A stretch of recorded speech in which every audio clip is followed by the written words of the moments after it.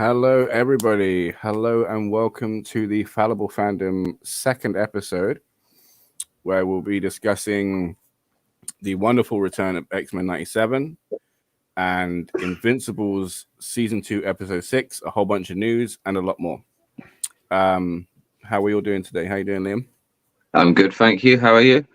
No, I'm doing good. How you doing, Flash Freak? I am doing pretty good. Good. I'm glad you're doing good, especially since you've literally watched fuck all again this week. Throwing you in it right in the deep end. We've dropped down. We're a minute in, and you're already being thrown in. Hey! What happened to the Fallible? Yeah. Listen, we're all. It's the whole point of it is we Second chances, not to shit on anyone or anything. Yes, and we say I am wrong. I have learned from my mistake. Flash Freak doesn't seem to be learning from his mistake because he keeps making the same one every week. I've been rewatching Arrow. That's been taking up all my time. Rewatching stuff you've already watched. A bunch of times over as well. It's not like he's only seen it the once. Like he's seen it a few times. Yeah. I've only ever seen Arrow once. But when it was on, you would have watched an episode more than once, right? No, not really. Okay. I wasn't really that big of a fan of Arrow. I like. But you're going back to watch the whole thing before watching anything else that we discuss every week. It wasn't Genius. like a rewatchable thing for me at the time. I'd rather rewatch The Flash. So, which you've also done again recently. Okay, Yeah. We're getting off topic. Yes, we're getting off topic. I'm making it a whole thing. But yes, everybody get on at Flash Freak about watching stuff because for some reason, Liam and I say to him, right, there's this and this and this we got to watch. And he's like, awesome. I'll be getting it done by the week. And then he comes back and we have a nice little chat before. And he's like, oh my God, I've been starting this whole other series again. And then we'll just sat there like, okay. Yeah. So yes, the news. Should we do the news first or TV shows? What do you want to do? News.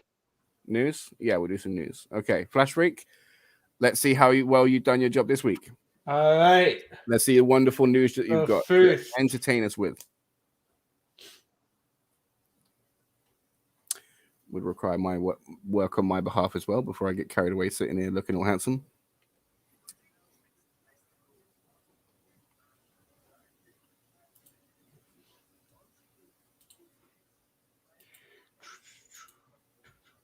all right.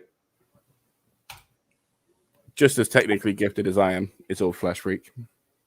Here we go. I will say it was sad to read about Jake Lloyd last week. What about him? Oh, the fact that he went through depression and stuff. Yeah. All right, I'm gonna enlarge this. That's so bad, isn't it? Honestly, it's, it's such it. Oh my God! Right, I've always sat there and like, kind of thought very well of Star Wars fans, right? Because I've never had much discourse with anybody in a negative sense. You know, it's always been great communication with everybody about Star Wars. Like, oh, I love this, or I love this, or oh, this person's my favorite Jedi, or this person's my favorite Jedi, or I like this Sith. Yeah. There's never been any point where I've been talking in the fandom and it's like, ah, you suck for your opinion. You know, like I've been really lucky and I've never had that. And I think there was always people like that had a preference, you know, prequels and the originals, right? And I think it was more when episode 7 came out, but more so with the Obi-Wan series, how much I saw it. Just like how shit and horrible some of the fandom is. And it does the rest of us a great disservice. And the creatives and wonderful actors that are giving us all of this stuff to sit and talk about and enjoy and consume in the first place. And I think people need to sort their shit out, if I'm honest. Sorry, we've got a sidetracked again. So I did enlarge the screen since we all know Robert is a little old. So first, Douglas Smith has been cast as Jimmy Olsen for the last season of Superman and Lois. Okay. Just so I could get it, making sure. See, this is what confused me as well, right? Because all I saw when you sent this to me the first time was Jimmy Olsen casting. And then we had that confusion where I was like, dude, he's been cast already, right? Like, what am I? Well, and he looks like the same guy who's playing him in Superman Legacy. Not even close. They're nothing alike. Nothing alike. Not at all. I think you need to get a better prescription. I have no idea. If you would like to challenge me on that, right, and bring up a side by side, just to see what everybody else's opinion is. I don't know if you can share multiple things at once, but. Okay, hang on, right? Oh my gosh. Okay, so Liam, right, there's that picture. Click on it. Which one? Flash Week, click on the picture. What picture? Jimmy Olsen, obviously. Yeah. Right? This handsome gentleman. Okay. And then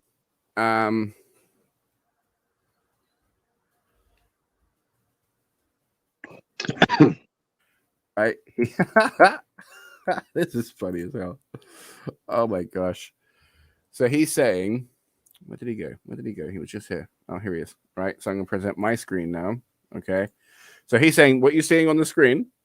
Okay. And this handsome devil look alike. No. Oh, do you know what? I was picturing someone else. Okay, you're right. I take an L on that one. Yeah, thank you. Right, because that it just if I didn't do that, it would have come across as bullying by this point. Right, we're 7 minutes in, and it would have just been like I'm bullying you. But no, that was genuinely silly. But editing that out. Getting that gone. Just kidding. Right. Yeah, just kidding. Okay, so the this wonderful actor, okay. What did we see him in? Someone called it last week. Percy Jackson, the second movie, right? So this is Percy Jackson's brother Tyson, who was the Cyclops in the movie, being cast in Superman and Lois in the role of Jimmy Olsen. Now, I have to say, I think that this man is taking some of what Keanu Reeves has, because it's been like at least 10 years since that movie, and he doesn't look like he's aged, really. Like, he's doing really well. Like, before I clicked on who it was, I thought it was a much younger person. But this is going to be a Jimmy Olsen that apparently Clark Kent has known for some time, and we don't know if or not that he knows any of Clark's secrets. It's amazing that, like, spoiler alert for Liam, because he's not this far yet. Oh no, he watched it anyway. He watched it with us. Basically, Lex Luthor doesn't know about Clark Kent and Superman. In this Earth, he doesn't know yet. So, like, all of the problems, like the stuff that he had before, were just general machinations, and then Lois Lane made it personal by lying. You know, so it's going to be really, really, really, really interesting, because, like, the whole focus of Lex Luthor being evil was, yes, he's smart and stuff, but it was all about his jealousy and xenophobia, right? And just like being the humans that, like, got left behind with the X-Men, right? But they've taken that away, right? I feel like it would have been a double-edged sword for them to keep it in, because if you dealt with heroes fighting for the rights of people that were being alienated against because of being different or a marginalized community, then there's a chance that the show could have been called woke, even though it's like a core part of the comics and like the lore in general. But you know, most people just don't give a shit nowadays and just want to complain. So they've taken that away. They made Lex Luthor, in my opinion, a little bit more interesting and a little bit more threatening, because, like, you don't know, like, there's some motivations you're not sure about, but you don't know, like, what he's gonna do. Like, it could be anything. This guy is super unpredictable, and I'm so excited for what we're gonna be getting. I think they said it was going to be a fall show, right? Yeah. Same as the rest. Same as the other seasons, right? Because it always or did it switch around? I forget. because it's hard to tell because it always kept taking such big goddamn breaks. Yeah. Like months and months would go by, and then you're like, well, where were we? That's why season 2 was way better on a rewatch without all those breaks. I still feel like that I wouldn't get on with Ali Alston. I did No, not like her character. no, she still was. I still didn't like her as a villain. She was fine. Yeah. Okay, this is the thing.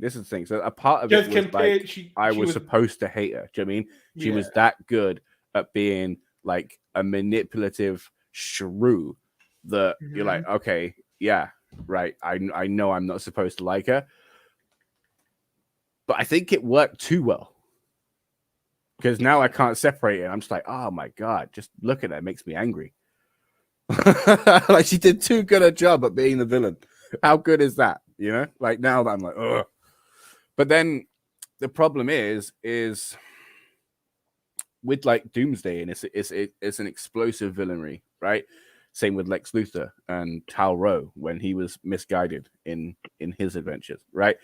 With Ali, it's yes, there was like some dynamic visuals, right? With like merging the earths and stuff like that. But for the most part, because of how insidious and manipulative and how on edge she got everybody, I don't know. She was a fine villain. I didn't like it as much, I guess. I don't know. It worked too well. It was too insidious and manipulative. I have to say though, I don't know about you, Flash Freak, but I think I would say as good as season 1 was, as strong as that started and as strong as that finished, and it was like beautiful the whole way. And whenever I think about the wonderful bond and chemistry that Clark and Lois share, I still think of like episode 3 when they're saving that woman in the motel room, and then like Clark encounters his first souped up guy on XK. Like I still think about that. So like season 1 absolutely goated, but I think season 3 stronger. Yes, I put season 3. I rewatched all of it recently, and season 3 is my favorite. Yeah. So I would say it's a little 3, 1, 2. emotional to watch, but it's still amazing. Yeah. Because like there's always good shit. You know what I mean? There's always good stuff with Superman and Lois. I have to say, like tied with Stargirl, I say it all the time, like they have to be the best consistently like higher quality shows. Stargirl and Superman and Lois. Stargirl, I feel unfortunately got done dirty. Yep, it got screwed over. But Superman and Lois is being given an opportunity to tell their story. Let's just hope, right? Because we get a full season of Superman and Doomsday fighting. They what? And I just hope for a full season of Doomsday and Superman fighting. Yeah. Just 10 weeks of those two just duking it out in space. I'm not really worried about the visual quality. No, not the visual quality. Because there's always been stuff like where you can tell it's on a blue screen. My issue is with the Flash, right? Even like Danielle Nicolette is a great actress, right? She's funny. She can do drama. She's got what she needs, right? She's a great actress. The issue is that everybody has with her is Eric Wallace just kept putting her in the wrong place, doing the wrong stuff, and she got her the Deus Ex Machina that comes out of the place, kept giving her powers that made no sense. Yeah, she got powers. Saying, oh, well, there's a costume budget, but we're going to make sure Cecile gets one, even though it makes no fucking sense. And then not to mention, she originally could read minds. And then there was a point later on when she goes, I'm not a mind reader. Yeah, right. So the issue is the actors who are good, like, will always bring what they need, right? They're going to bring their A game. The issue is when stuff behind the scenes, like the writing and the production and all of that, just keeps screwing people over. That's what happened in The Flash season 9, right? So I'm not worried with the quality when it comes to the actor side of Superman and Lois, because time and time and time again. Like, they just keep fucking bringing it. And like, even with the cancer storyline, especially with the cancer storyline, where it has such a risk of feeling so performative, but it just felt genuine. It felt like, it just felt right. Not like right that she had cancer, but like it felt like you were just there in it. Do you know what I mean? It didn't feel like, oh, I'm just watching a show of 4 people in a room having a conversation. You know, I was sat there bawling with them. You know what I mean? Like, they did such a good job with Superman and Lois. I cannot wait for them to come back. Cannot wait, man. Oh my God. It's such a good season. Such a good show. Liam's going to be doing like a quick run through because he saw all of season 1, just needs to watch season 2, which unfortunately is the worst fucking season. He watched like half of season 3 at least. Did they say this season's going to have only 10 episodes? Pretty sure, yeah. It's a reduced runtime on everything, yeah. So not like the episode times, but fall, how many they read. Which would be like October, I'd guess. It would probably end only a couple months before Legacy comes out, right? Yeah, which is why they did it that way, right? Because Yeah. like, everyone's saying that that's not the case, but that's obviously the case. Like, let's be real. Too many, like, while, like, yes, it's like quote unquote easy to understand. We've had this knowledge in like our general entertainment for years now, right? But when it comes to the multiverse and like how it works and how there's different versions of each person and things like that, that's only really started to like permeate the zeitgeist quite recently, you know? And even then, like a general basic understanding of it is like a little far off. So when there's what more than like when there's a few Supermen and then people are like, well, how is this? Is this story here? Is this his? Is this what's happening? I'm so confused, right? So there's a lot of people that need their hand holding, and that's fine. Like, no shade on them. Cool. Welcome to the team. Welcome to the party. I hope you have fun, you know? But like that does restrict everybody else, right? So because like if they weren't worried about that stuff, they could have like 6 different Supermen like in a whole story just to make fans happy. Do you know what I mean? But they got to think about everybody else in the broader audience. Yeah. So unfortunately, we have to say goodbye to Superman and Lois for now. That's not to say that once he's done, Tyler Hoechlin will be forever done, right? Because as we've seen with Michael Keaton, Brandon Routh, Tom Welling, 3Dubs Lebser, what's her name? Lois Lane's, Erica Durance, right? Like, there's a whole resurgence of like actors, like even on the Marvel side, coming back, right? So there's nothing to say when a whole bunch of time has passed later on in his career that he doesn't come back as the Kingdom Come Superman in some aspect, you know? That'd be awesome. Because or just Crisis when they finally get around to doing Crisis. Yeah, and then there's multiple crises. So, which, by the way, I hope is not for a long time. So help me God, don't do yeah. Well, this is the thing, right? So like before Marvel got to Endgame, and then had their own kind of little thing there, and then like issues after, and where they're gonna have their own kind of crisis.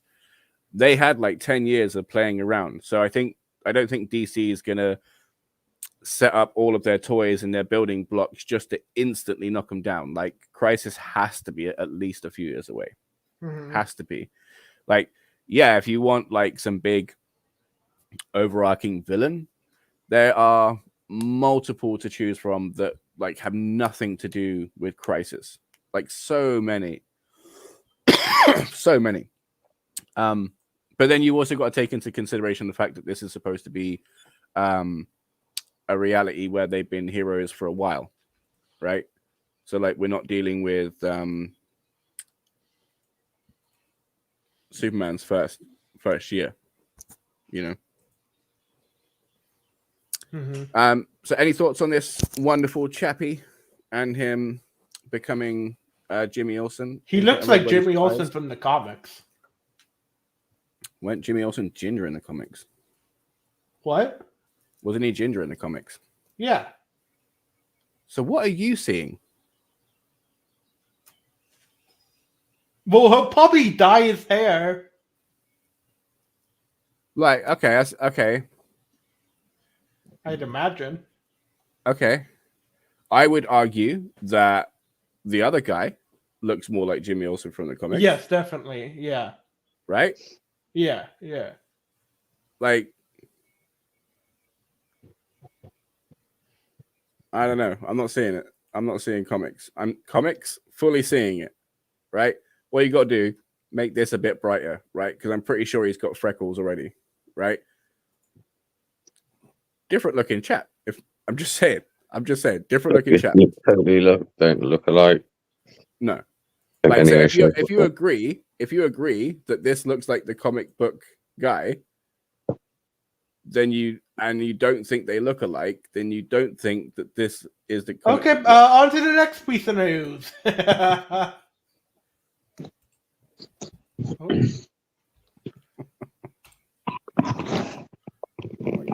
All 9 of the Skyrocket Saga will be re-released in theaters as a marathon on May the 4th. Right, question. Does it say, like, is it just all on one day, right? Yeah, it's a marathon day. Yes. Yeah, one day, yeah? Yeah. Mm-hmm. Yeah, right? That's exactly what I was expecting with the Spider-Man thing. But then they spread that out. Yeah. For weeks. Why? Well, it makes sense if maybe they had each actor for Spider-Man being on one day and then spreading out the multiple universes. Like you have all the Toby movies one day, all the Andrew movies another day, and then all the Tom movies. Yeah. That makes sense. Yeah. That make more sense than what they're fucking doing. Yeah. But this makes the most sense. You know what I mean? Like that makes the most sense. Okay, so this is the thing. 1, they don't do it over here. If they did, I'd definitely consider this, right? But the Spider-Man one, who's gonna do that? Who, like, if you buy a ticket, does it include each of the days, or do you have to buy like a ticket for each movie? Like, I don't know because I've never did something like this. No, but do you know what I mean? I'm just saying, like, because that's such bullshit. Because already, like, inflation, cost of living crisis that the whole world's going through, like, there's already movies that are vying for the attention of the public, right? So then to sit there and have 8 movies that have already had their time to shine, already had like a whole bunch of hype and craziness and all of that, they're re-releasing because like they think that people don't want that, like are just like, oh well, I'm fine with the streaming service, but I just want a bigger screen, you know? Like, are you serious?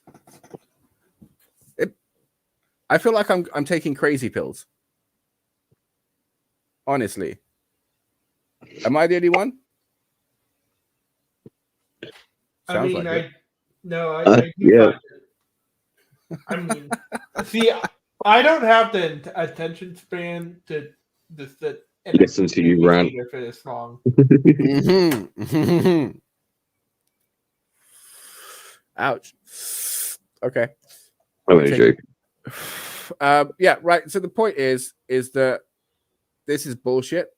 The Star Wars one, I love it, of course, all day, right? Again, it's not everywhere, right? It's like it's a selected thing. Do you know what I mean? But then so see, when I look at my Fandango, it only shows the listing for episode 1, the re-release. So they might be doing the same goddamn stupid thing. I mean, Jesus Christ. That's so wasteful, in my opinion. Like, there are a whole bunch of movies that waiting to be seen. Do you know what I mean? Look at right, completely like it's not like a line drawn connected, but look at what happened to the Looney Tunes movie. Right, all of those people worked on something that Will Forte, I forget how to say his name, said that he was incredibly proud of and wanted everybody to see, right? And for a tax break and for people to just spare themselves a bit of change, that completely got vaulted and like thrown away. Mm-hmm. You know?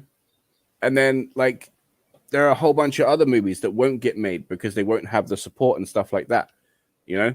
And then there's a whole bunch of people going without just so somebody can watch a rerun. You know? Again, not like one for one connected. I'm just saying. Like, it's just so stupid in my opinion.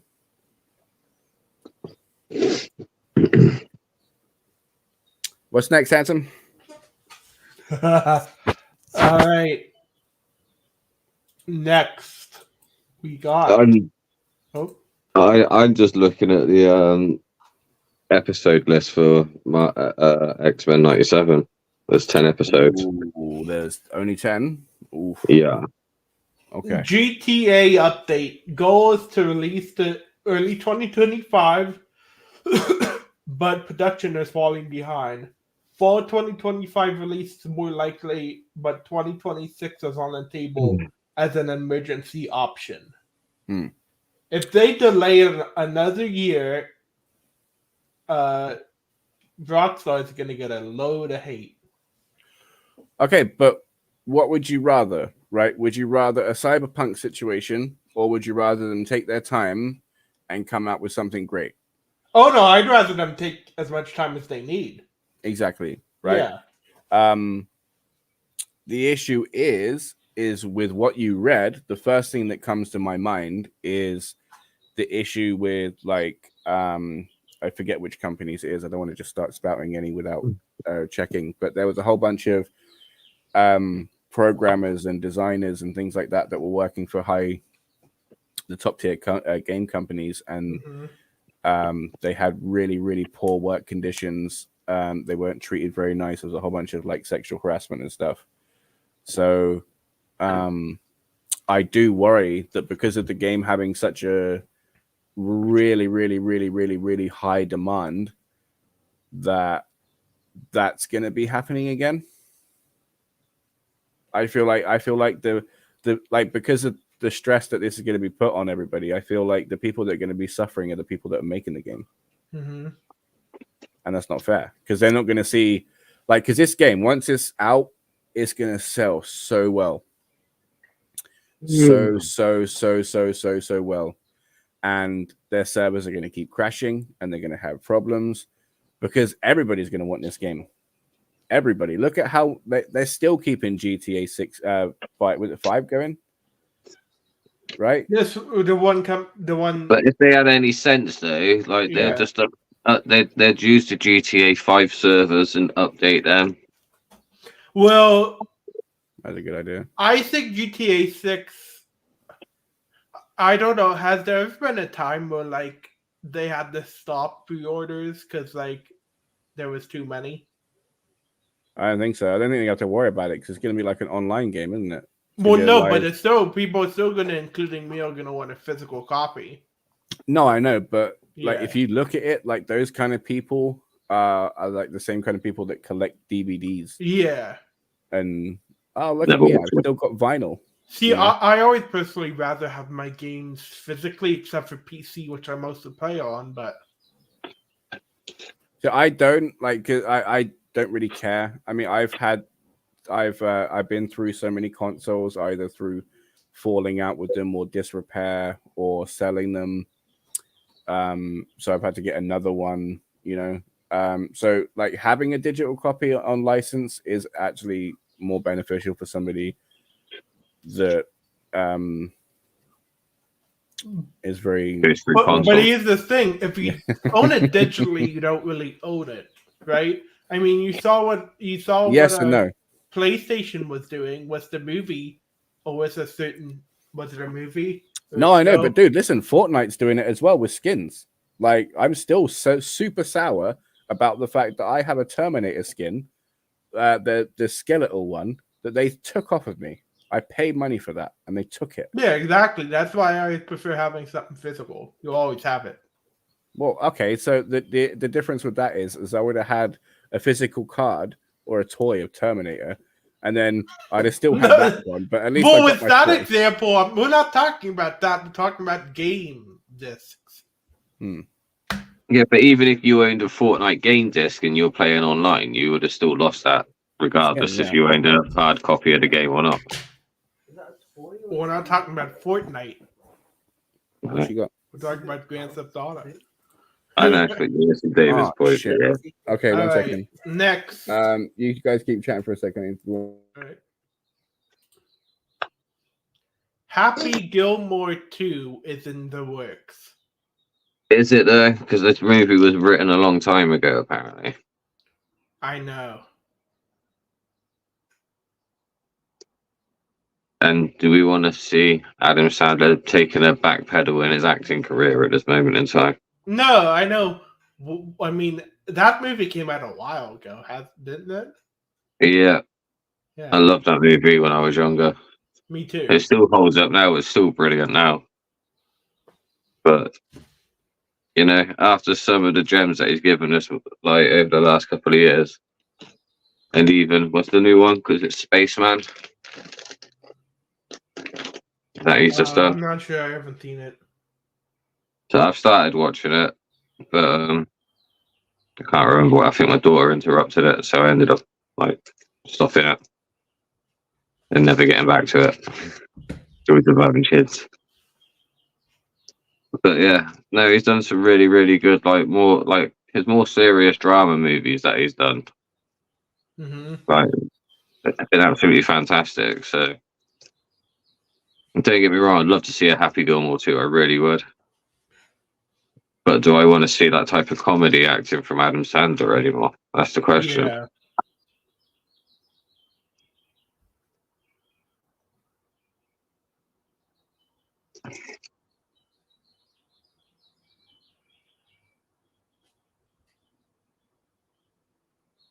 Any other news? Yes, but I'm just reading Sweet Up's comment. Free Dubs, what did he call it? So, what do you think of that? I mean, Hello, Mr. Dubs. How you doing? What does that say? Dumb and Dumber gets a sequel. Some classics need a nostalgia for generations to new generations. then do you like then Dumb and Dumber should have got a sequel though. That's what he's saying. That's what he's saying. So, like, basically, like, not everybody would have gone back to watch Dumb and Dumber. So, for them to experience the franchise, the sequel was needed, right? Mm-hmm. Same for Scream. Like, a lot of people aren't going to go and watch the original Scream. So I get that, but Dumb and Dumber 2 just doesn't hit the mark. Like, I disagree. That's a great example. Oh my god, Rob Riggle. I was trying to think of his name for weeks, right? Rob Riggle, when he's there doing the stuff where he's like painted into the scenery, right? And he just keeps coming out of nowhere. It's just so stupid. It's so good. Oh my god. And it's almost like from what I remember of the movie, it's almost like Indiana Jones. You know what I mean? Like if they just weren't involved, like the same outcome would have happened, maybe. You know. But yeah, absolutely hilarious movie. It starts off with bloody Lloyd pulling a prank of being mentally ill and talking at for however many years. And then he falls in love with Harry's daughter, who he thinks is Harry's daughter. Yeah. Which is just weird. Real weird. It's like Sunny in Philadelphia. You know what I mean? Like they are the worst people. Yeah. But then you're sat there like I'm just loving all the time that I'm spending with these horrible monsters. So yeah. What's this though? Is this saying about Happy Gilmore getting its second? Yeah, Happy Gilmore 2 is in the works. Why? Yeah, that's what we're saying. You know, as much as I'd love to see it, I don't, you know, because it'll be a shame to see Adam Sandler take such a big step backwards in his acting. Oh, yeah, right. Has anybody watched The Spaceman yet? No, I started watching it, but it got I interrupted haven't by. seen an Adam Sandler movie in years. Oh, okay. So, So but yeah, He it used to was be my really favorite sad from actor where I too. got off. Like where I got to and that, it was really sad. yeah, it is. Yeah. Like, and it don't fucking change the whole way. The whole thing is brutally sad, and it's so good. So yeah, so okay, so this is the thing, right? So yeah, while I agree that some people need like a fresh introduction to a franchise, if it doesn't serve the franchise in any way, because this is a standalone that works really, really well. Like even now, there's not anything that needs to be added, right? So if you sit and think about it, like it's only 3Dubs' point that's going to be helping this in any way. Do you know what I mean? Unless it's based around a Happy Gilmore Jr., I don't, you know. But even then, I don't care. Yeah.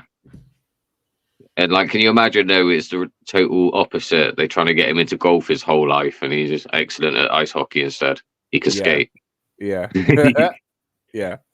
See now, okay, so it's interesting that we are here, right, and having this discussion because I'm going to be bringing out something else up now, right, where I feel conflicted and very much the opposite of what we're discussing now, because when we get to the Wonderful Wizard of Oz, we see that Beetlejuice 2 is nearly coming out.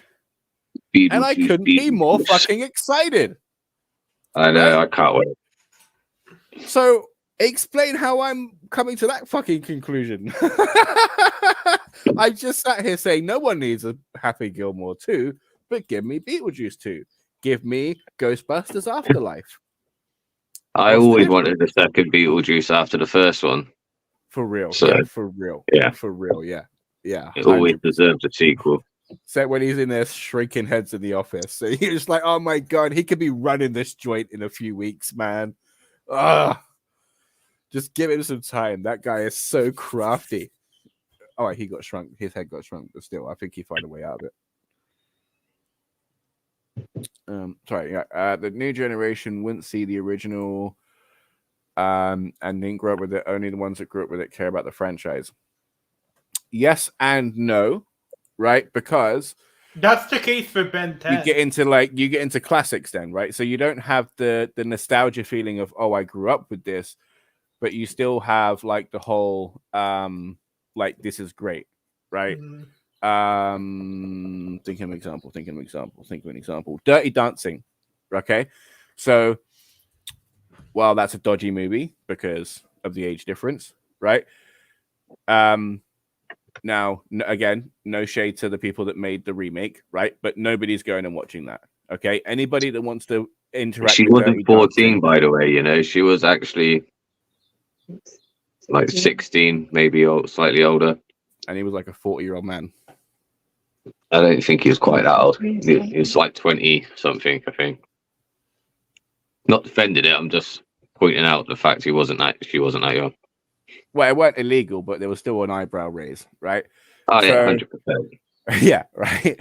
But the point is anybody that's interacting with the Dirty Dancing franchise is not going to be going to the 20-something remake.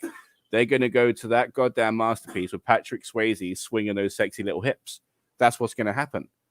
That's just the way it is.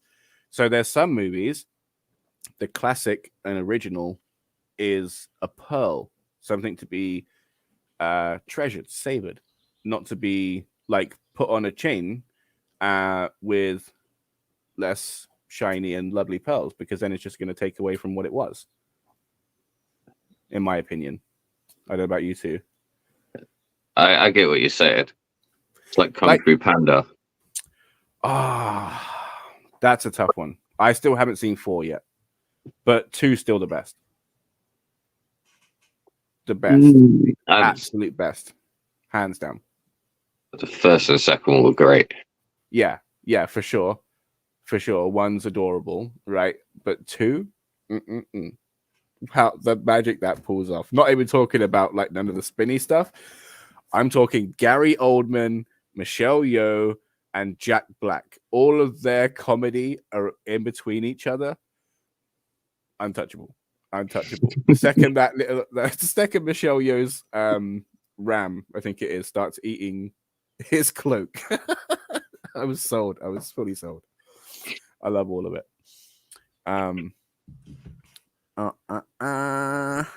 Yes. Okay. So this is another part of what we're talking about, right? Because I was screaming about this earlier. The fact that Alfred Gough and Miles Miller and Tim Burton, like Alfred Gough and Miles Miller, weren't they like, or am I mistaken? Hang on, let me double check now before I misspeak. But Tim Burton's coming back, so that's an amazing thing, right? I'm pretty sure these two people were involved in the original, if I'm not mistaken. It would be rude feel not like to he's have used Tim Gough and Burton Miller back. before. You know, they can't do Yeah, you'd have to. Beetlejuice It's his vision, without Tim Burton. right? Yeah, so we got. I don't know if anybody's seen the trailer. I don't want to whack it on in case like I get copyright for this stream as well as all the other ones I've been doing. But we have Jenna Ortega riding through the town. Okay, we see the place that Alec Baldwin and Gina Davis's characters originally died. Going through that little red little bridge. We get up to the thing. We pass the school and everything. We see Winona Ryder and Catherine. Is it Catherine? Not Catherine Hahn. Is it Catherine Hahn? O'Hara. Yes, thank you, Catherine O'Hara. Yes.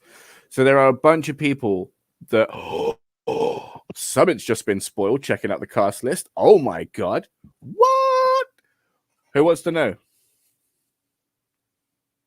Who wants to know? Justin Theroux? No. Go on then. No. Apparently, Beetlejuice's wife is going to be making an appearance, played by Monica Bellucci. That's insane. I can't wait to explore that, especially because of the whole trying to marry Lydia in the first movie. And then Jenna Ortega's character, Astrid, is obviously going to be the object of his new affections. I'm just so excited for this. Oh my gosh. But let me have a quick look. That would be cool. Oh no. Okay. I like Free Dog's idea. He said in the chats if they do a Batman Beyond with Keaton, he wants Tim Burton to direct it. He would have to. Have to. That's a real good idea, and I think like there would be nobody else better for the role. How interesting! Oh my god, he'd do Gotham really well, especially like future Gotham as well. Shit. Yeah. Wow, so Alfred Gough and Miles Miller are a team that work together. I didn't realize tabs muted, so go ahead. I understand. All right, okay. I'm done. You're fine. Yeah, they'd have to go with Tim Burton for sure for the director. I'm excited about this. So again, we're coming to the question that we got to is why are we excited about this? Why are we excited about this and not giving a shit about Happy Gilmore? What's the difference for you? This is a cult classic. Obviously, Gilmore's got its own following and that, but you know, this is Beetlejuice. I know, right? I know. You know? So, I just feel bad because I feel there's more to be done. That's what I think the difference is, right? Happy Gilmore feels like a one and done. You know what I mean? Yeah. And there's some things that should be touched and some things that shouldn't. I have to find a better way to say that. They should have at least, if they were going to do it, they should have done it at least 10 years ago. Yeah. Because then they could have been like real, like because Adam Sandler's like humor is like kind of silly anyway. So I think that would be where it would have been better. I don't feel like where we are now is very slapsticky. Yeah. You know. I don't know. Okay, so something else I want to talk about. Your food arrived. No, that's just him going to the kitchen. And we're all going to hear the wonderful crinkling of his wrappers. Hey, did you food arrive? Yes. What did you order? I ordered Sonic. Yeah, that still sounds weird. He's eating hedgehog. Yeah, you sick bastard. Roadkill. You should be ashamed of yourself. Has everybody seen the Acolyte trailer? Yes. Flash Freak. Yes. Fucking hell! Wow, awesome. Color me surprised. Woo-hoo-hoo. What did you think? It looks amazing. It looks very similar to Andor. What? Okay. Right. So for the first 20 minutes of this, it sounded like I was giving you a hard time. Right. So before I jump all over that like a bear in the woods, right? Please elaborate. Well, they said it was going to be the same like kind of tone as Andor, right? In what way? I don't know. I saw the Everybody dies somewhere.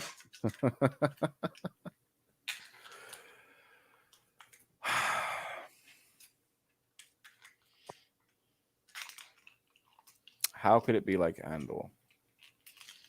What tone? I don't. Like the only thing about Andor is that there was an oppressive tone because of the control that everybody, like the Empire, was having on that set, on that community. Nobody could do anything. And then it was all about like redemption of self. Because like basically there was a thing where like your actions can redeem you for other people, but like do you redeem yourself? Do you still feel worthy of that redemption, right? So or do you just keep striving until you feel that pit inside of yourself, you know? And like some of that was like dealt with in Andor, and then there was the rebellion.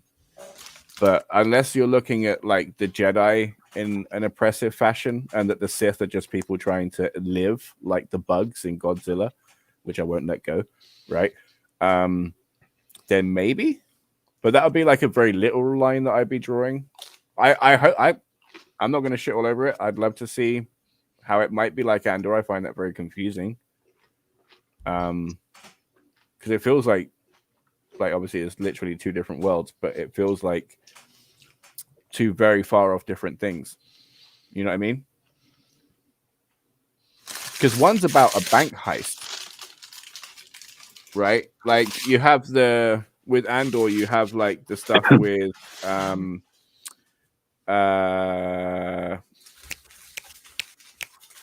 Skarsgård's character, right? I forget his name, played an absolute badass, right? And then they were trying to get funds to have the rebellion and whatever they're called. So like if you look at the Jedi in that kind of way, I don't know. That's really blown my mind. Okay. Hang on. It has a lightsaber. It's far from Andor. Okay, I thought he was going to say it's from a lightsaber from Andor. I do like all their lightsabers. They got some yellow ones in there that I'm going to have to grin and bear because, as everybody knows, I'm not a fan of yellow lightsabers. But I'm excited to see it. What's her name? Is it Laura Laura Kern or something like that. Laura Dern. Couldn't tell you. She was in Logan.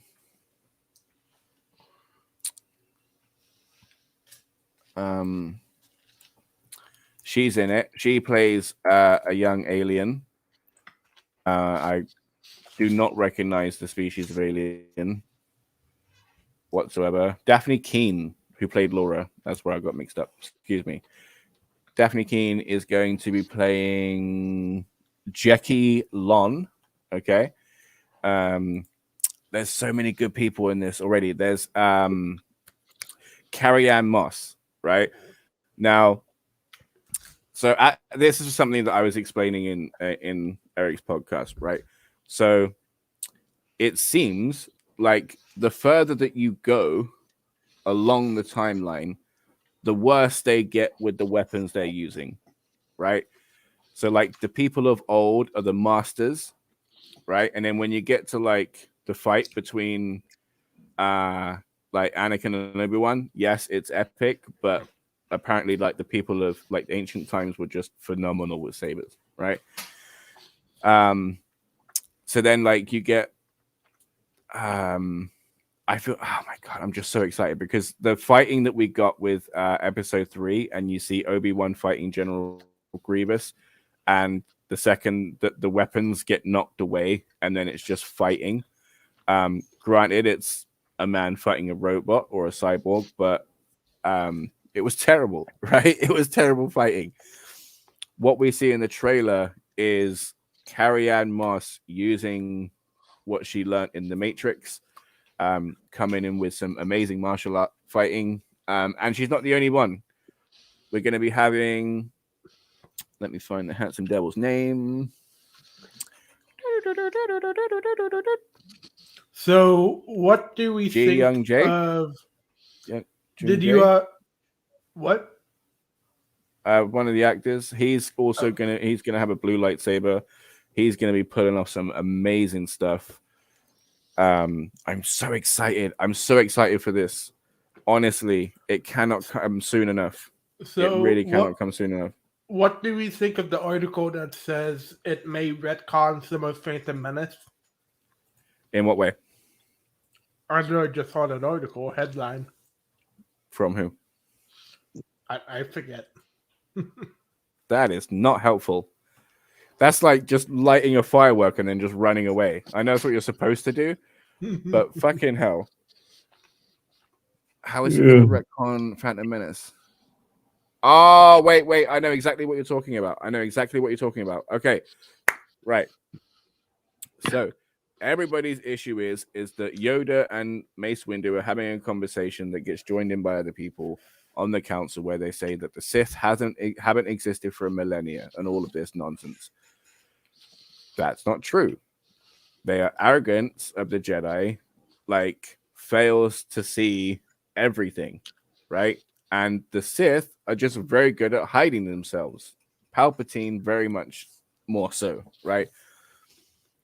But yeah, like just because they're off doing their own thing or gathering power or whatever, just because of that, and then they weren't on the Jedi's radar, everybody in the Jedi just assumed that they were extinct, which is not the case. Which someone else pointed out very, very well, right? In the title, The Phantom Menace, right? They have been a phantom menace the whole time. Do you know what I mean? They have been there and not there. They have been hidden. Well, that's the point, you know. This show hasn't even touched the ground yet. It hasn't even like got anywhere for and people are already trying to shit all over it, trying to tear it down. Exactly, 3Dubs. Exactly, right here. Says it all.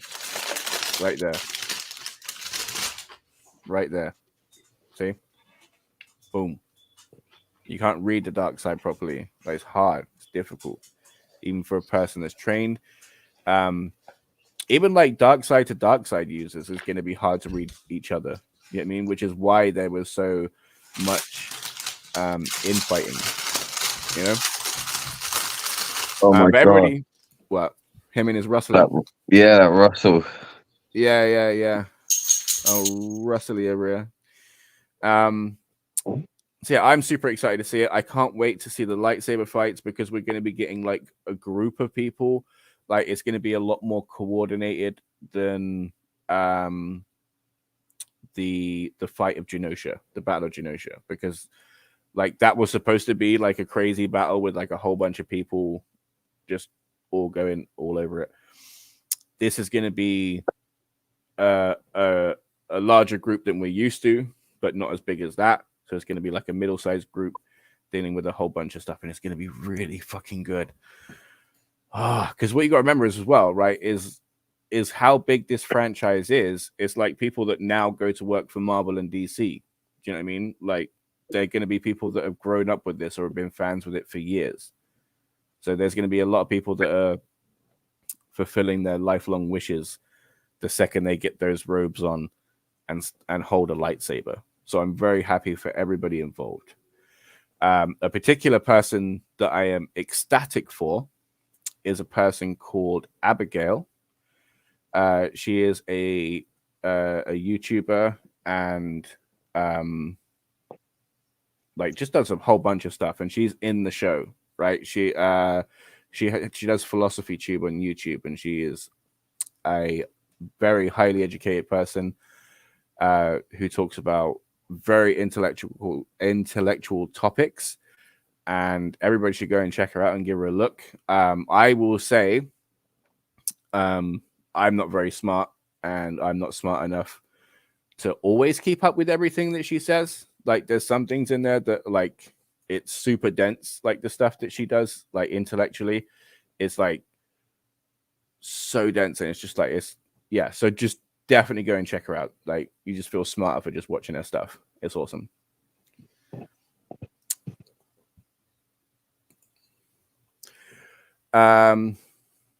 It could be because the rule of two came into play because they couldn't read each other. Yeah. As joking as you are, it's a little bit true, right? Because basically,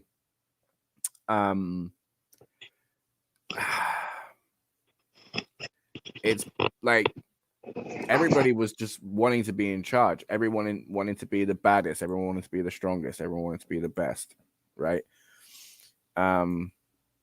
Okay. Perfect example, right? Old Viltrum, right? So before they had like their population crisis and then sent people out to go and like marshal other planets and just take over and stuff like that. Like with all of their infighting, that's based like that was a sped up scale of what the Sith were like. So yeah, that's why there ain't that many of them left anymore. It's because too many of them people faction off and it just becomes like a whole war, you know. Saying that though, there have been like armies of Sith that have fought Jedi, and that I cannot wait to explore. That would be cool. I just noticed I was muted. Yeah, Mr. Russelio in the corner. Well, I'm turning in the year PG. Oh. He eats stuff on stream, and now I'm gonna. He does. I listen. I be in on stuff on stream, but I try to be a little quieter about it. Okay, so it's Liam's fault. Oh, is it? Oh, wow. Okay, so you've gone from trying to get him to back you up to now just trying to throw him under the bus. Good job. Good job. What's my fault, eh? Right? Before the whole time he's like, "Yeah, I'm sorry I wasn't there to unwrap your food for you." Yeah. 3 Debs, I am funny. Just I guess don't have a good sense of humor. Humor is subjective, right? Yes. And you can't say he doesn't have a sense of humor because he doesn't find you funny. Oh, everybody finds me funny. I'm the universal funny man. Oh, okay. Yeah, I believe that one. Bring back my friends in school. Right. My friends in school used to call me Funny Man Dan. I'm gonna leave that alone because I already feel like I've given you enough this evening. I'm not touching that with a barge pole. I'm not touching that with a barge pole. 3 Dubs is all over it though. He was happy at school. Leave him alone. Oh my god. Oh my god.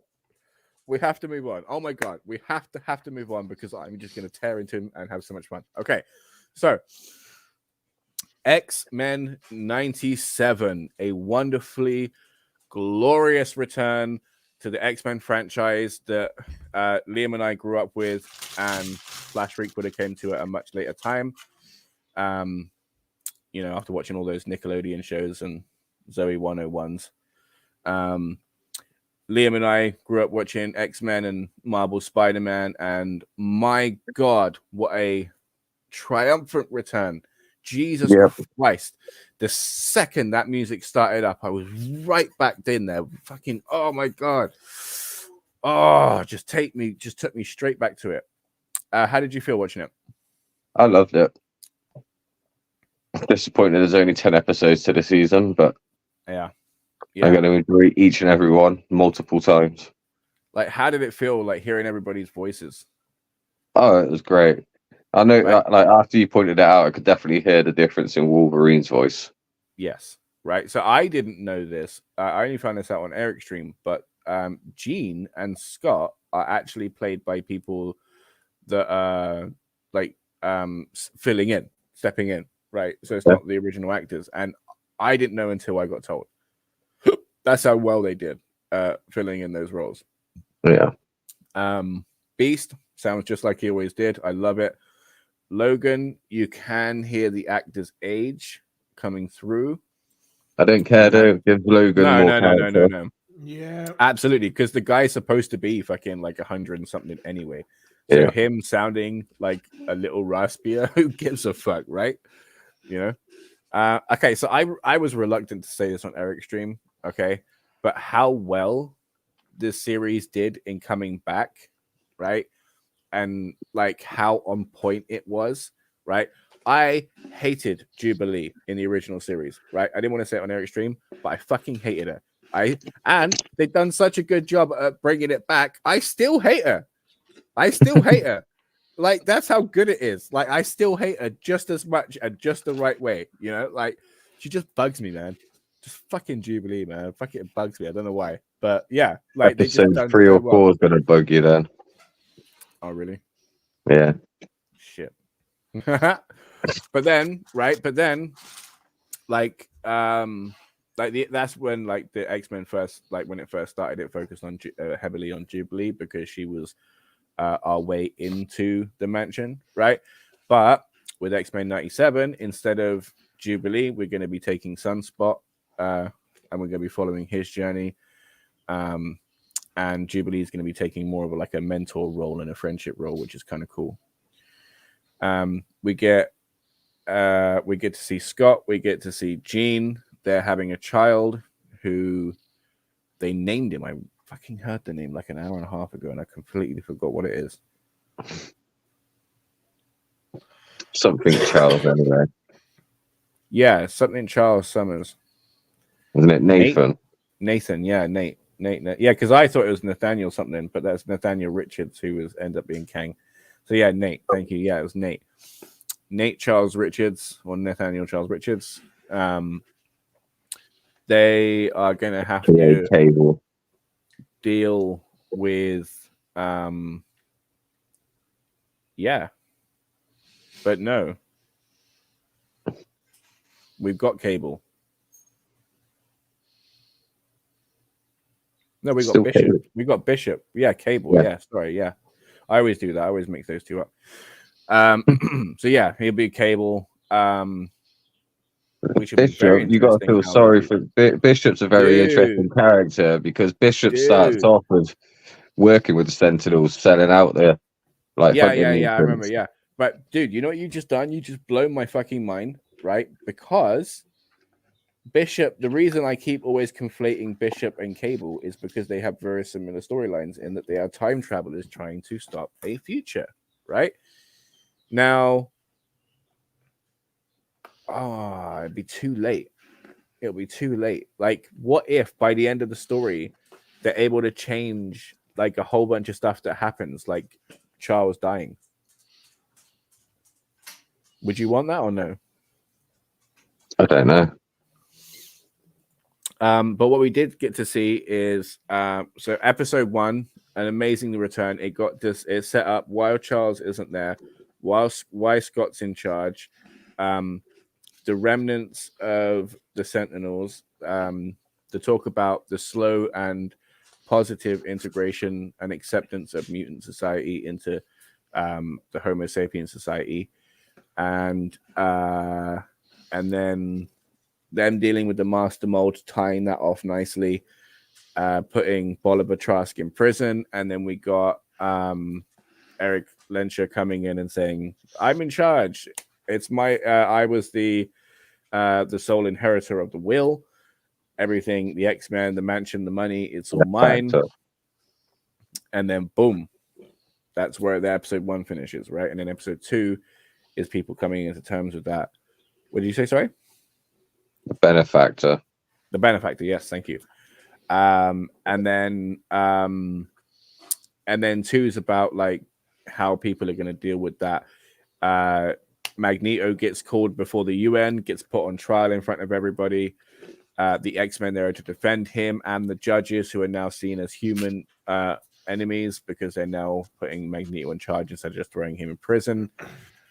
But as he said, do you know what I mean? Like, he's on trial for crimes committed on humans, which in his eyes were perpetrated because there were crimes committed on mutants in the first place. So like how much circle of retribution are we going to go through? Do you know what I mean? Because in his eyes, as the ruler of Genosha and like his own personal sovereignty that he would have had once becoming like the leader of the Brotherhood, that he would have assumedly took on. Listen, Magneto was going to jail until those humans come in and attacked, and he saved those judges by floating them away. Absolutely, yeah. But what he said was still true, though. Do you know what I mean? Just because they wouldn't react to it was still true. Yeah. And then he proved the point, you know. So I oh my god, Storm, Eric. Oh yes, right. So I don't want to spoil too much, but suffice to say, she's lost her powers, and she's going to be finding out who she is as a person, as the human side of her, right? Because while they may be Homo superiors, or I think that's what the mutant name is, that's not. I was going to say they're still the Homo side, but that's not. It's they're still the human side. Yeah, right. They're still like humans. So, like she's always focused more on like the goddess side of herself, I suppose. So now she's going to have to find out who she is as a full human, and in a non-spoilery way, Forge is going to be coming back into it, and it's going to be. I hope they focus on that storyline quite heavily. I hope it's not something that just gets pushed to the wayside, and then it's like, I think it's getting like a 2-parter. Awesome, right? Because it needs attention. Because if they just like left it and then focused on Sunspot and everything else, and then she just came back like episode 6, and then they were like, "Oh, so where were you?" And then she was like, "Oh, I had a nice little vacay. I'm powered up now." You know, I think it's I'd have episode been so 4 and episode 6 they're dealing with that storyline. Perfect. Okay, awesome. So Mr. 3 says another nostalgia show is coming back for the better. But if it's Happy Gilmore, I'm not happy. Don't come back. Stay. He's on about X-Men. Another nostalgia show coming back for better. Yeah, I'm pretty sure that's what he means. It was Happy Gilmore. I'm not happy. Don't come back. Stay put. Okay. That's funny and confusing. I'm not gonna lie. Serious DJ Eric is watching and hearing everything. He's everywhere. I love that guy, honestly. Like, he's been one of my heroes on YouTube for years now, and then to actually be working with him in podcasts and stuff is monumental, honestly. So Absolutely love it. For me, that's Paigey. Yeah. Well, it's the same. This is the thing. So I was watching Paigey since season 2 of The Flash, and then I got into Eric's after. And the thing, you know what got me? Because I'd have it on YouTube and then it would just cycle on autoplay. But what like kept me sticking around and actively got me looking for DJ Eric to go back and watch the videos, because I wanted was the theme tune to the after party, right? Because I wanted to just listen to that jam like a couple of times in the day. I was like, oh my god, this is awesome. And then the video would play and I'd be like, oh wow, this guy's great, you know. So then it just kept me sticking we around. Need our own. Yeah, the after party tune is a jam. Yeah, for real. He did really well with that. And Robert, I've heard you sing. So, oh, you have heard me sing. Yeah. Poor bastard. But okay, so yeah, X-Men. They could not have come back any stronger.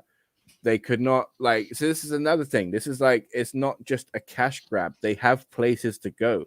They have stories to tell, and they're already setting them up in a really fantastic way.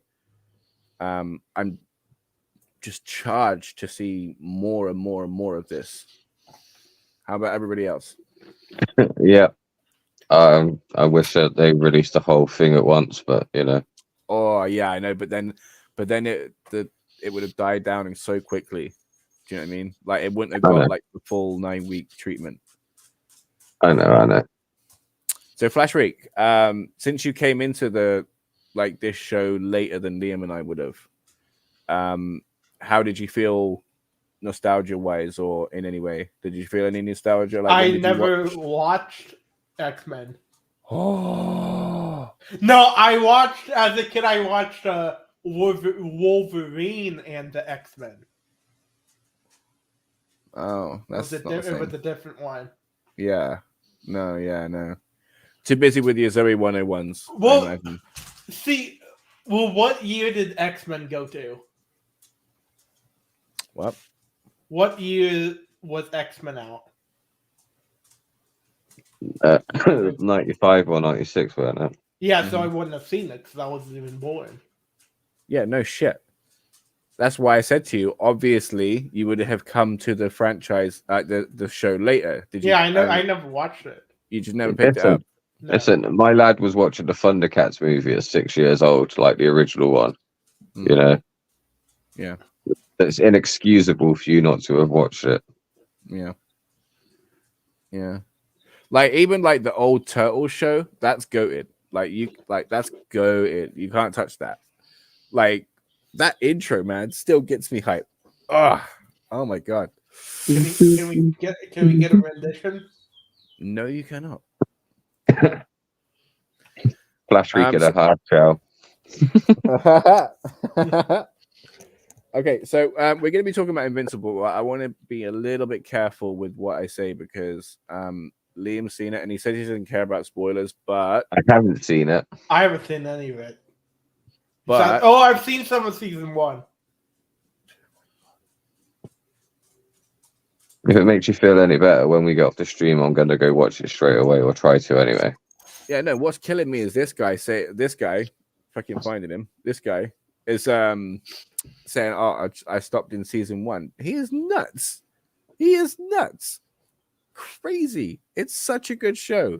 He didn't say he stopped. He said he's only seen some of season 1. Yeah. Ask him when he watched it. I don't want to. Yeah. A few months ago. Maybe, that's generous. Maybe last year. And a lie.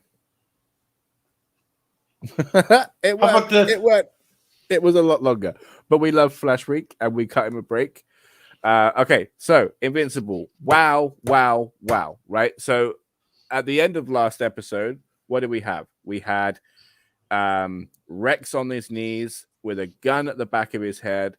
We had the return of Alan. Exhausted.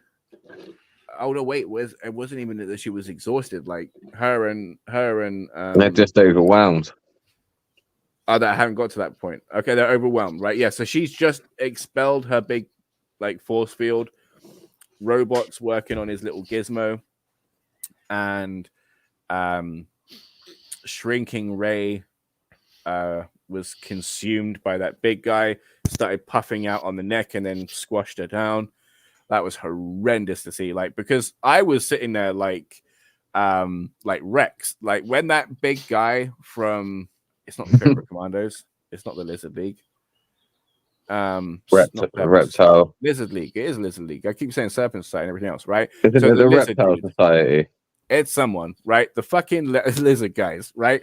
So when he's there and he's at Ray, and I was there like, doesn't he know she gets bigger? Like, he's fucked. When we were watching it, I was like, oh my god, he's swallowing her. He's crushing her up and swallowing her as she's growing. Yeah, right. And then obviously the bulge happens, and I'm like, she's fine, right? And then that bulge got smaller, right? And then I was just like, oh no. And then he's like, she tastes good, you know? And then that's after he's just like clapped two duplicates together, right? Okay, so there's a fascinating thing that happens for me in the bit that you haven't seen, right? So the episode, right? Dark, yeah, so dark, right? Immortal stood there in the morgue, surrounded by gurneys and trays of duplicates, like just like toweled over and shit, right? I was just like, wow. Like, how would you, like, at some point you'd have to start cremating her, right? Because then the world's just going to be like duplicates, graves everywhere. Yeah. But then the other thing came up for me, right? Now, there has to be like thousands of people that she would be viable for transplants, blood transfusions, like a whole host of things that she would be acceptable for, even like recently deceased, right? I feel bad saying this, and it's a curse, but like, she's a resource for organ donors and shit. Yeah, like, I feel like that needs to be addressed in some way, because like, it's like how Cecil is on Marcon and everybody else, right? Like, that feels like a massive waste of an opportunity. So what? Can she not get rid of any of the duplicates that she makes then, or what? I don't think so. No, I think so. After she's made one, it's permanent. Pretty sure, yeah. That's mad. Yeah, because I didn't even know it was a curse until this week. With him, so it's a family curse.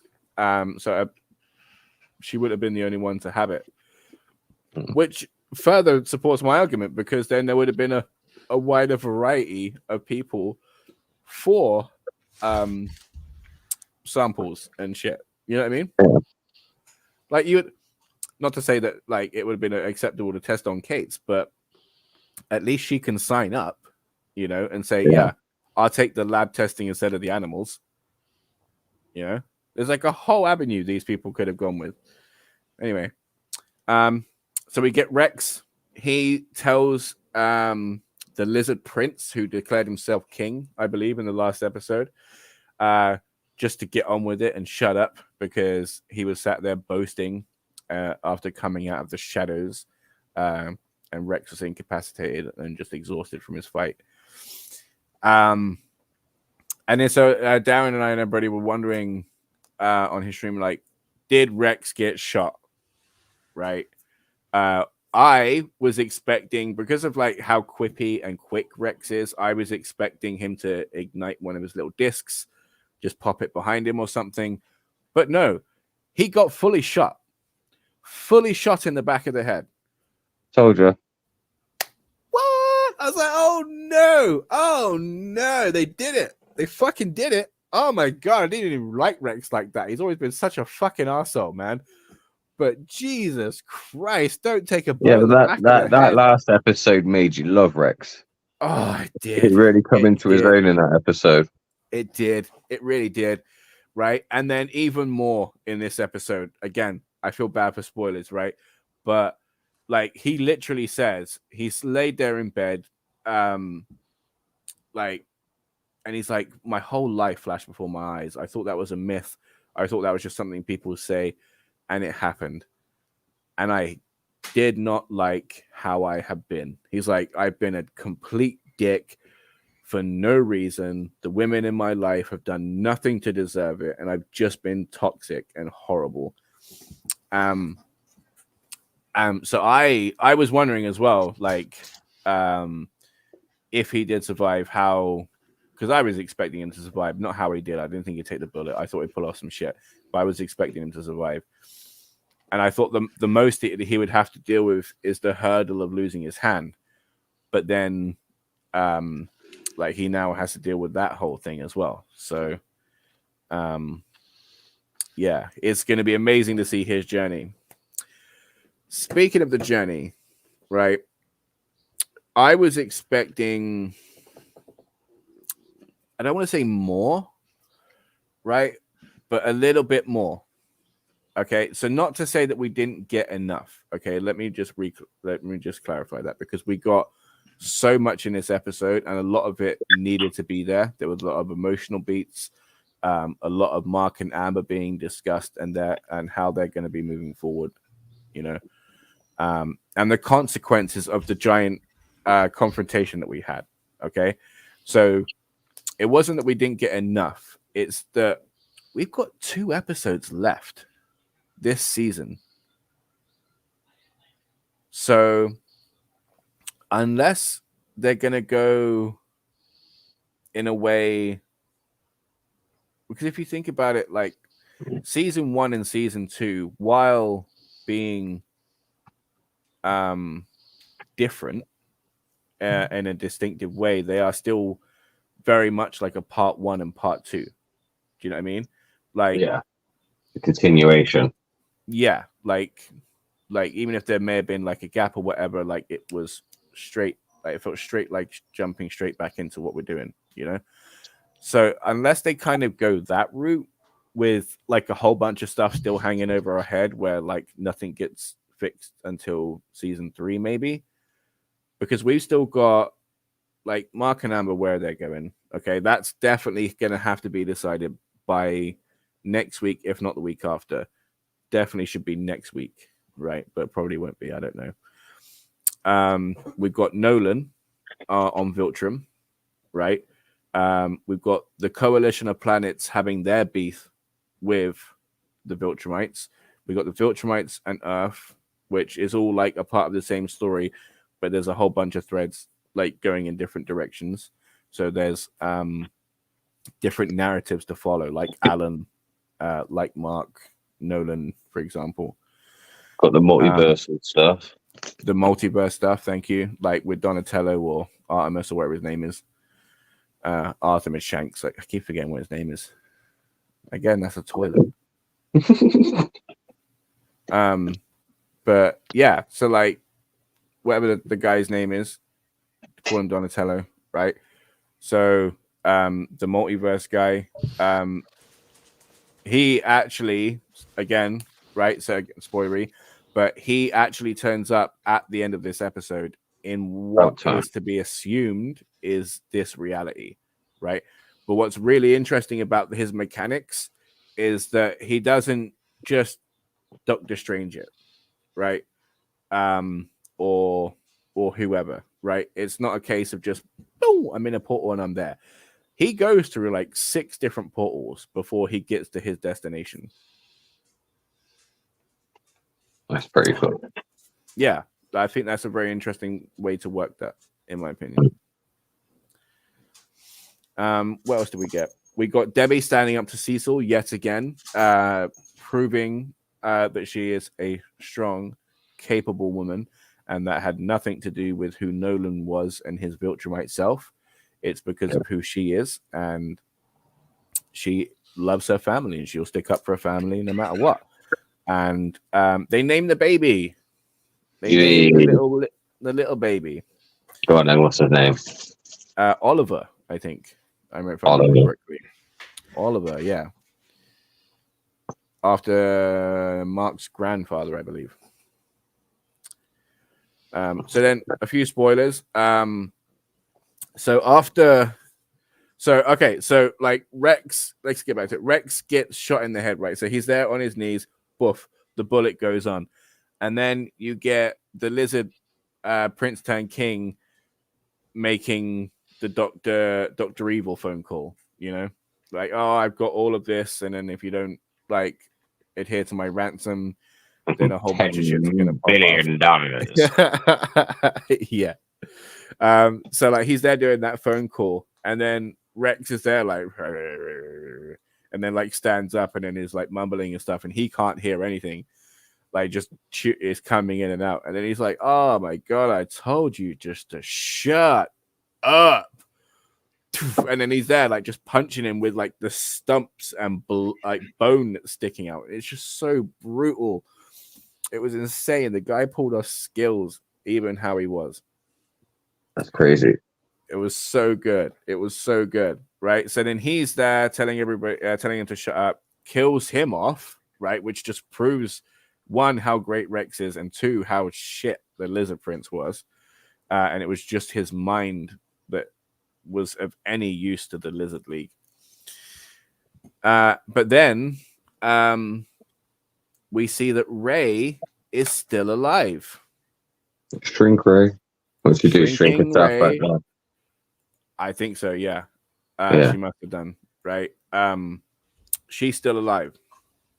That's good. And Rex is still alive.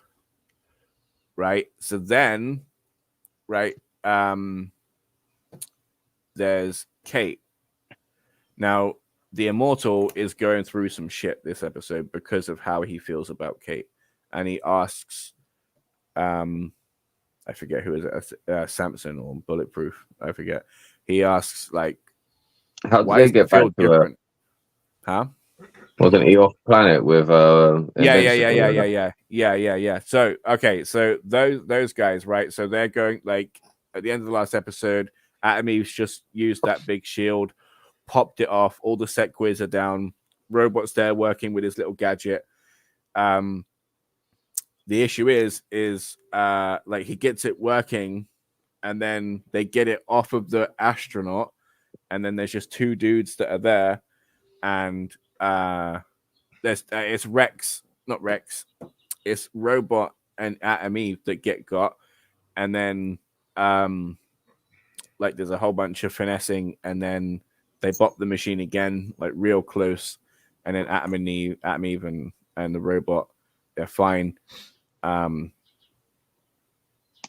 then and then the Martians want the shapeshifter to answer for his crimes, which means death. Yeah.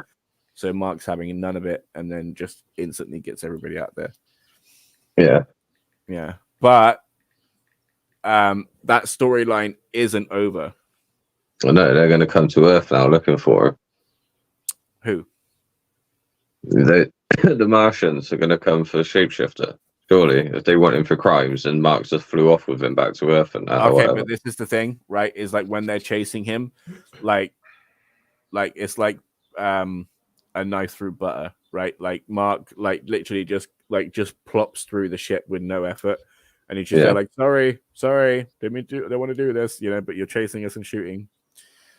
So they've seen that there's no point, like whatsoever. Yeah. So they're not going to come. The Martians ain't coming. And then the Sequids, like, you think it's all done, and then they hitched a ride on the astronaut. He throws up, lands in the sink, splats on his face, and then now the Sequid commander is on Earth with no Sequids. So he's going to have to get the Sequids here somehow. Yeah. Oh my God. You might be right, because the only way that's going to happen is if the Martians do come for vengeance. Yeah. That's the only way I can think of it happening. Shit. Wow. Okay. So yeah, like Duplicate, she she had a family curse, but like Immortal says something nice in that she always saw it as a gift and a way to help people, and she always used it, and she always saw the best in the world, even though it kept killing her over and over again. Yeah, so dead now, then, is she? Or I don't think so, right? So I think this is a fake out, right? I do have like a little bit of a thing though, right? Because like we've learned throughout this show that do not take anybody for granted. Anybody could go at any time. It's like The Walking Dead, right? My issue is that they give us like that whole scare of like your team's gone, guy. Like you're sat here watching your whole team just get capped off, right?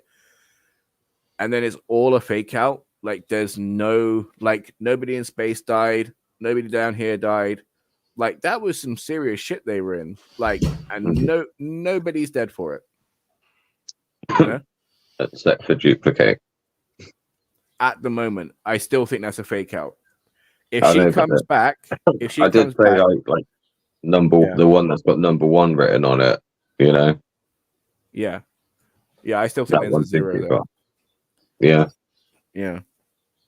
But like my issue is if she does survive, if Kate's still around, then it's gonna get to a point where like I feel like the writers or creators are gonna be like, well, everybody's attached to all of these characters. Like we need X, Y, and Z. Let's just put them in harm, but give them plot armor the whole time, you know? And I don't want that because that's too easy and that happens too often. Yeah. And I think that would ruin the show. It would stop it being interesting. Because as powerful as Nolan is, that guy can still die.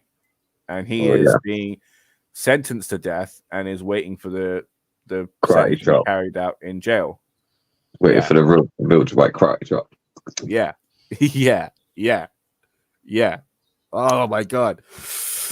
Oh, is Clancy Brown in there? Is he the guy with the mustache and the eye? I don't know. Let me have a quick look. I'm pretty sure he is. You know the Viltrumite that came and arrested Nolan in the first place and gave Mark a warning? Yeah. I'm pretty sure that's Clancy Brown.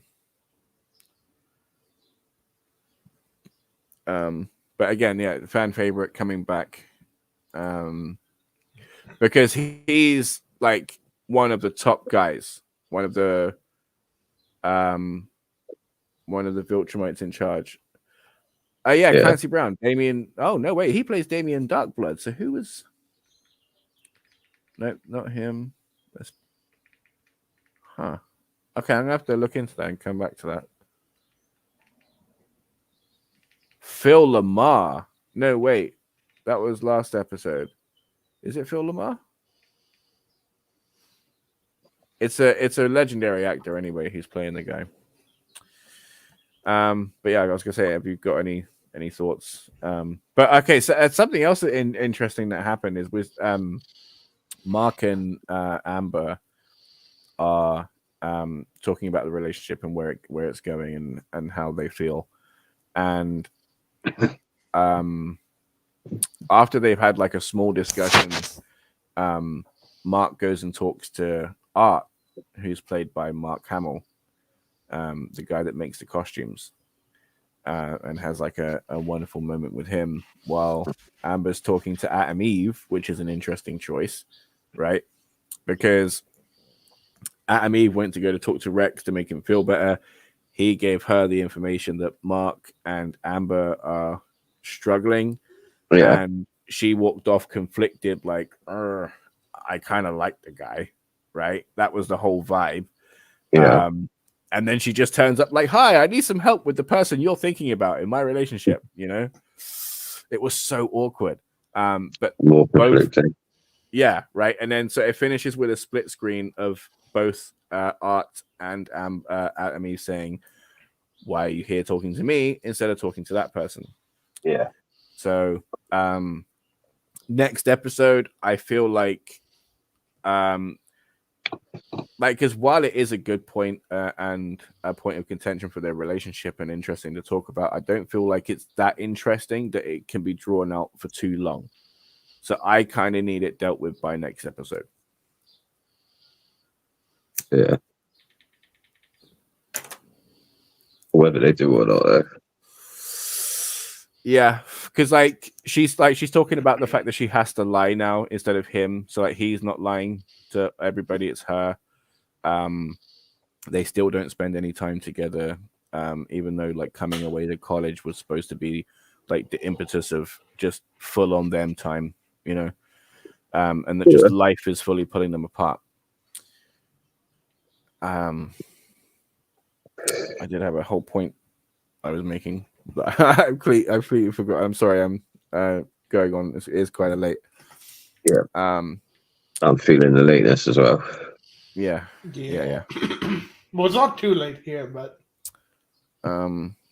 there's something about the way it finishes. So yes, there's something else I want to talk about. So something massively important to the story is when Nolan says, "Read my books." Okay, so yeah. What's really funny is like he's there rocking around as Omni-Man, right? And his secret identity is a travel author. Genius, you know. But his books, those aren't the ones that Mark told him to read. So basically, there's like a sexy James Bond kind of space guy. But like the cover is always Mark, right? And I don't know if it is Mark, but basically, those stories are actual space stories about their own like urban legend, right? And a myth that may or may not exist. And whether or not that's Nolan would be a whole trip, right? A whole trip. But the key thing is in those books, when it talked. Nolan was implying that Mark will see more of his motivations for the decisions he's made. There is actually a whole chunk of stuff in there that shows what the Viltrumites are vulnerable to. Yeah. That be like angry aliens or like beastie things that are got stronger because the gravity is like so strong there that they have to like adapt to like this gun that you're like you have to be clear and focused minded to use. You're not allowed to like you can't use it when your mind's all over the place. Yeah, it has to be like shut. You know what I mean? So like there's so much stuff that's being set up, and I'm worried that the next two episodes, as much as might be answered in there, I feel like we're just gonna be getting more set up. Yeah, 100%. They're not going to go through all of these. They've got 3 storylines going on at the moment, haven't they? Main lines. Mm-hmm. Yeah, at least. They'll finish one of them off. Which one? And then I'm not sure which one they're going to finish off, but one of them will get finished off, and then the other 2 will probably. Which one do you think? Like, so do you feel like any are close to wrapping up? No, not really. No, me either. So then you would agree that if they do wrap anything up in the next 2 episodes, it might feel rushed. It could do. It might not do. But a lot of times when I've sat there watching this show, I think, "Oh, that was a great episode," thinking it's finished, and there's still like 20 minutes left of it. So yeah, and it's like they do well with the time given. Yeah. You're right. They've earned the benefit of the doubt. They have. I'm just nervous because, like, oh my god, this episode, dude, like, just above and beyond. Like the last episode was called like "This May Come as a Shock," and it fucking did. And then I was just like, what the hell can they do with this episode? Like, could they possibly do with it? And instead of like just keeping the roller coaster going and our knuckles just fully white, they slowed it down. They gave us the consequence and the reality of everything that happened. Yeah. And those moments are just as important. Otherwise, yeah, I mean, it's just all. You're not going to get any high character octane development without it. Yeah, and it's just literally just going to be watching like cartoon stick figures fight that you don't care about. Yeah. So good for them. Good for them. They've had a really, really strong week. And I know you're going to love the episode. I really want to talk about Shogun, but we're going to have to do that next week when Liam's watched it and caught up. And I have not seen it either. We'll have watched the first episode or about 20 minutes. He wouldn't have watched any of it. Okay. No, wait. Sorry, hang on. Wait. Okay, so I'm gonna so I sounded a little bit harsh, right, in the start of this, but I'm gonna be making a point, right? So Flash Freak, okay, you've got a whole week, okay. Watch Shogun, okay, because there's only like 6 episodes, okay, and then by the time you get to where you are, you're gonna absolutely love what you're doing and want to keep watching it anyway. Try and get through some more Invincible, because once you pick that up, you like and actually stick with it, you'll enjoy it. But right, but this is what I'm saying. You have the homework, right? And you're gonna. This is the point proven, right? The homework is you have to watch Shogun before the stream. All right. All right. And we'll see how well that goes. All right. And if I do this, what will your punishment be? No punishment. You get to say you were right and I was an asshole, but I'm not, because I'm always you never watch anything you're asked to. Like, how about this? If I watch all of Shogun by next stream, Robert and Liam have to both take a shot. I'll take a shot of Pepsi. I mean, that's what's in front of me. No, a shot of, I don't know what you guys drink over there. I don't Jack do Daniels. shots. I was going to say, they don't allow us to have guns over here, mate. I didn't say guns. I said shots. I'm not opposed to having a drink. You know, I'm a great drunk.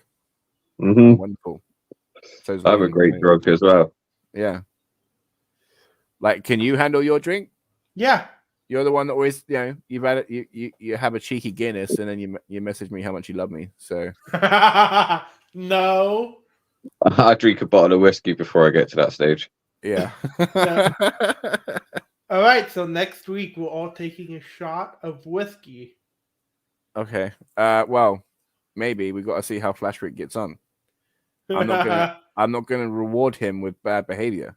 For his bad behavior, I'm not going to reward that. Well, it wouldn't be reward. It would be he wants me to drink with him, right? So I will reward him with drinking with him on stream by watching, if he watches Shogun and Invincible, right? So okay, I'll tell you what, right?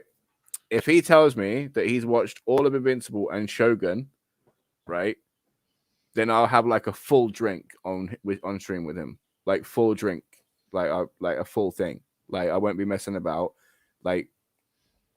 I have a nice drink on stream and a chat, but he won't be able to manage it. So I know I can safely make that a promise, because he won't watch Shogun. He won't watch Invincible. It's going to get done. He'll say he will.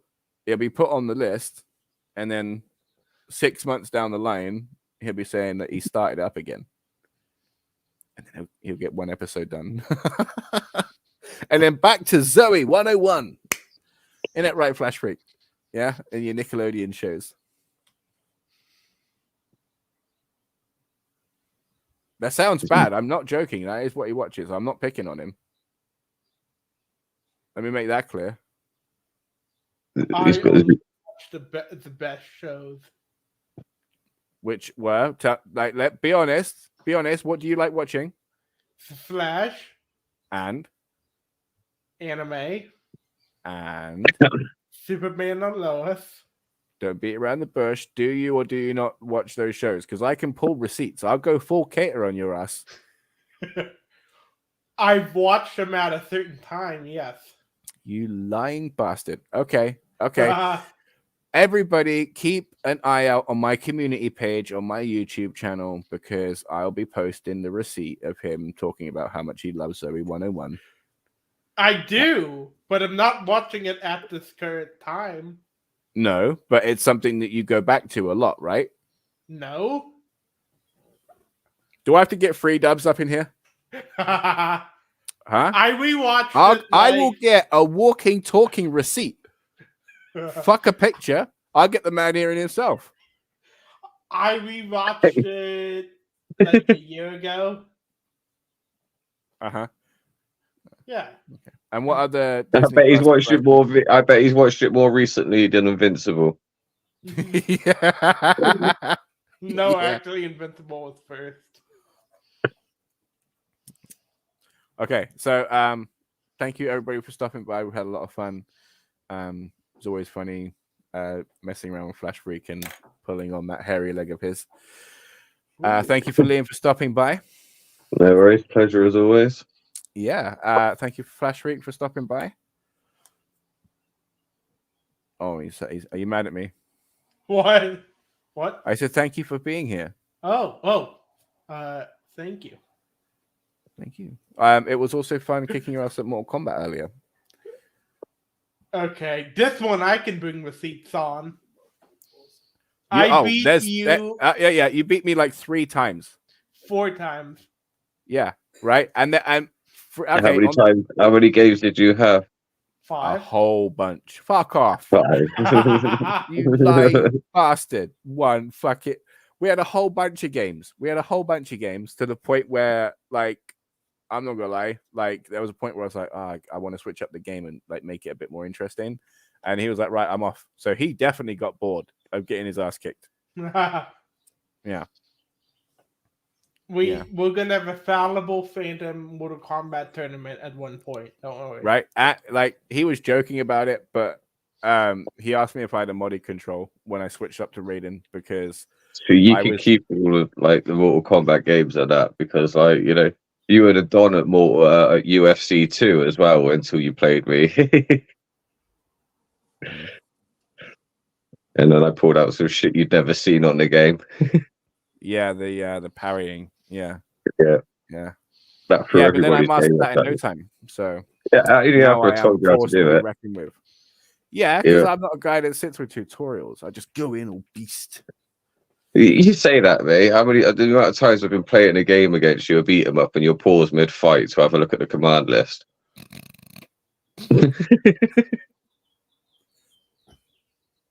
Maybe. Beast mode. Yeah, full beast mode. Yeah. Full cheat mode. No, I do that. I will admit that. Yeah, for sure. I do check out stuff, but I won't sit there and like play the tutorial. That's boring as shit. I hate that on games. I want to just get into the action, you know. Well, yeah, they're going to tell you what to do at the start anyway. Yeah, right. Yes. Thank you, everybody. Thank you for stopping by. Hi, Thunderbolt. Welcome home. We'll see you all next Friday with more stuff to talk about. Bye. Peace.